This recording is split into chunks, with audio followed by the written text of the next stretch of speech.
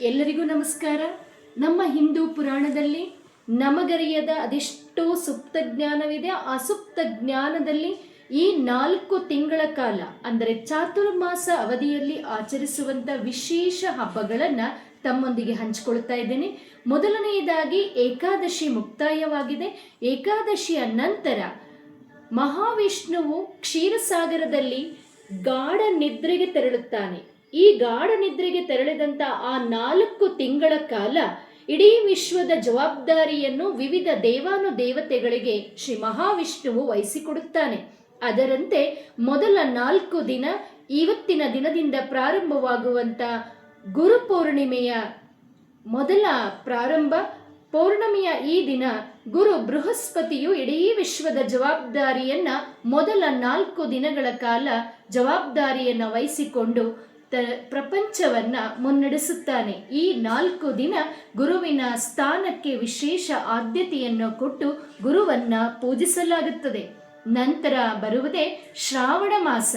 ಶ್ರಾವಣ ಮಾಸದಲ್ಲಿ ಶ್ರೀ ಮಹಾಶಿವನು ಈ ಒಂದು ವಿಶ್ವದ ಜವಾಬ್ದಾರಿಯನ್ನು ಹೊತ್ತುಕೊಂಡು ಇಡೀ ವಿಶ್ವವನ್ನ ತನ್ನ ಒಂದು ಜವಾಬ್ದಾರಿಯಲ್ಲಿ ಮುನ್ನಡೆಸುತ್ತಾನೆ. ಅದರ ನಂತರ 19 ದಿನಗಳ ಕಾಲ ಶ್ರೀಕೃಷ್ಣನು ವಿಶ್ವದ ಜವಾಬ್ದಾರಿಯನ್ನು ವಹಿಸಿಕೊಳ್ಳುತ್ತಾನೆ. ಅದೇ ಭಾದ್ರಪದ ಮಾಸವಾಗುತ್ತದೆ. ಶ್ರೀಕೃಷ್ಣ ಜನ್ಮಾಷ್ಟಮಿಯನ್ನು ಆಚರಿಸುವ ಮೂಲಕ ಕೃಷ್ಣನ ಆರಾಧನೆಯನ್ನು ಮಾಡುತ್ತೇವೆ.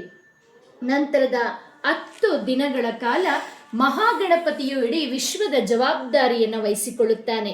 ಆಗ ಗಣೇಶನ ಆರಾಧನೆಯನ್ನ ಮಾಡುವ ಮೂಲಕ ಗಣಪತಿಯ ಅನುಗ್ರಹಕ್ಕೆ ಇಡೀ ಭೂಮಂಡಲ ಪಾತ್ರವಾಗುತ್ತದೆ.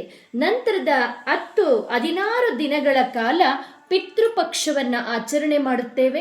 ನಮ್ಮ ತಂದೆ ತಾಯಿಗಳು ಅಥವಾ ಹಿರಿಯರ ಆಶೀರ್ವಾದವನ್ನು, ಅವರ ಆದರ್ಶ ಮತ್ತು ಪ್ರೀತಿಯನ್ನ ನೆನಪಿಸಿಕೊಂಡು ಆ 16 ದಿನಗಳ ಕಾಲ ಅವರು ಇಡೀ ವಿಶ್ವದ ಜವಾಬ್ದಾರಿಯನ್ನ ವಹಿಸಿಕೊಳ್ಳುತ್ತಾರೆ.